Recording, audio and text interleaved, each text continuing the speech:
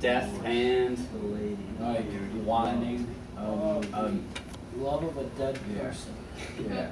yes, love of a dead woman. In this case. So. All right.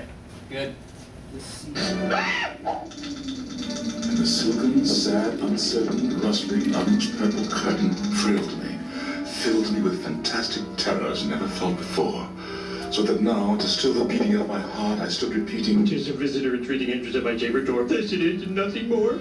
Presently, my soul grew stronger, hesitating then no longer.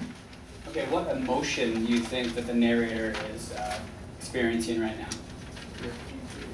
Fear. Good.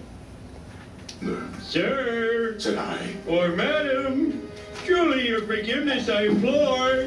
But the fact is I was napping, and so gently you came rapping, and so friendly you came tapping at my chamber door that I scarce was sure I heard you." Here I opened wide the door. This better be good. Darkness there, and nothing more. Huh? You know what would have been scarier than nothing? What? Anything! Back into... Anybody agree with Bart? No. Kayla, you do? Mm-hmm. Why? Oh gosh, I did I don't know. Harley? I feel like you can handle a situation better when it's not your imagination. Like if it's a real situation, you can handle it better and more, like, you can handle it much better whether if it's nothing, it's your imagination. The paranormal is still going to be there. But yeah. if it's actually something there, it's going to go away a lot faster. Right, you know what you're dealing with at Yeah. least. Yeah, I agree. I mean, like, sometimes something is scarier than nothing, but a lot of times nothing can be scarier than something. Sometimes you can narrow it down to a more focused sense of fear instead of a more broader aspect of just mysterious, like what was that, if it was like a person there. Now the question is how he got into the house and what he was doing there. Right, so at least you could take a plan of action if you knew what was happening. If you don't, then you're still just guessing and you're still just scared. Excellent. The chamber turning, all my soul within me burning. Soon again I heard a tapping, something louder than before. "Surely," said I. "Surely that is something at my window lattice. Let me see then what thereat is at this mystery explore." Open here I flung the shutter, when with many a flirt and flutter, in there stepped a stately raven of the saintly days of yore. Not the least obeisance made he, not a minute stopped or stayed he, but with mien of lord or lady, perched above my chamber door, perched upon the bust of Pallas just above my chamber door, perched and sat, and nothing more. "Though thy crest be short and shaven, thou," I said, "adjourn, O craven, ghastly, grim, and ancient raven, wandering from the nightly shore. Tell me what thy lordly name is on the night's Plutonian shore." What emotion is he experiencing now? Relief. Yeah, relief. It's kind of like good humored, right? Anything else? Alright, so he's kind of amused now. Quoth the raven, Eat my shorts. Bart, stop it! He says nevermore, and that's all he'll ever say. Okay.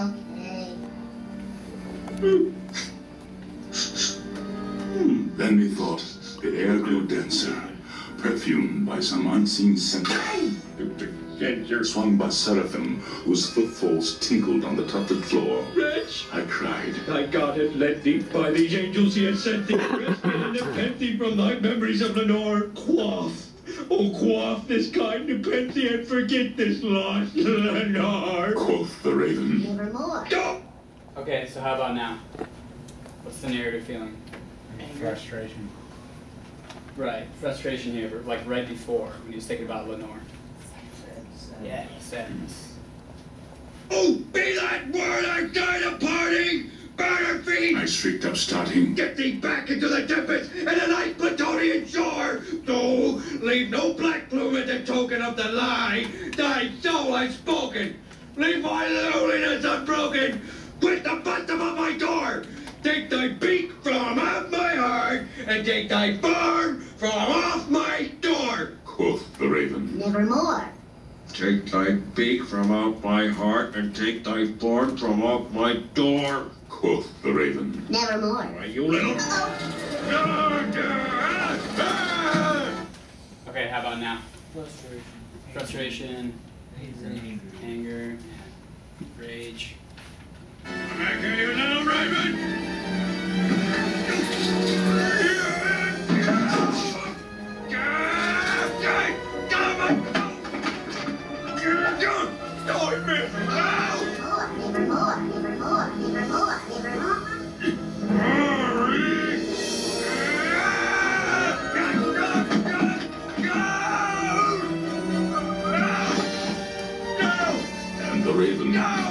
sitting, still is sitting, still is sitting on the pallid bust of Pallas just above my chamber door, and his eyes have all the seeming of a demon's that is dreaming, and the lamplight o'er him streaming throws his shadow on the floor, and my soul from out that shadow that lies floating on the floor shall be lifted nevermore.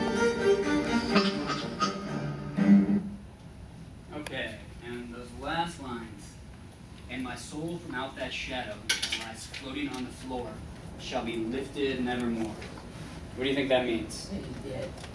He's never gonna be happy. He's dead. Yeah, it could be dead. Could mean he's never going to be happy again. Anything else? He's dead. What's that? He's dead for sure. He's dead for sure. Well, there's different interpretations. So, what could be another one? Something to do with sanity, maybe. Yeah, or like if his soul's on the floor and it's never going up, then maybe. Yeah, one is that maybe he's going to hell because his soul's not going up to heaven. He won't be able to go nowhere. Another one with Sandy could be that he was sane, now he's insane. He'll never be sane again. Can you think of any other interpretations? No, he died. He'll never leave that room. Yeah, he'll never leave that room. I'm sold. He's dead. Randy thinks he's dead. Okay. All right. Next in your group, I'm going to hand you some different passages from the poem. You're going to have about 2 passages each. And what I would like you to do is to translate these passages into contemporary English. So just the way that you speak. You can use slang, doesn't have to be grammatically correct. I just want it how you would speak. And this is important. You're going to have 2 of these. Each one has a number on it. You're going to have 1 piece of paper for the 3 people. It's going to have each of your names on it. And then you're going to put the number that's on here by the translation. Because I'm going to put these all together, and if you don't put the number down, then I'm not going to know which order it goes in. Okay? Also, there's going to be group roles. So you're going to have to decide who's the reader, who's going to read the passage, the translator. You're all going to help translating, but one person's going to have the primary role of translating. And then the recorder, it's going to be the person who is going to write it down. Make sure that you write it legibly so that we can read it. Do you have any questions? Any questions?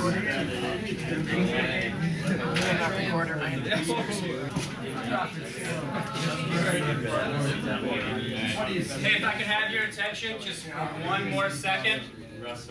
Everybody, please, just 1 second. I'm going to go over the first 2 lines just so you guys know exactly what you're doing. So if this is in first person, then I want you to write the translation in first person. Or if it's in third, write it in third.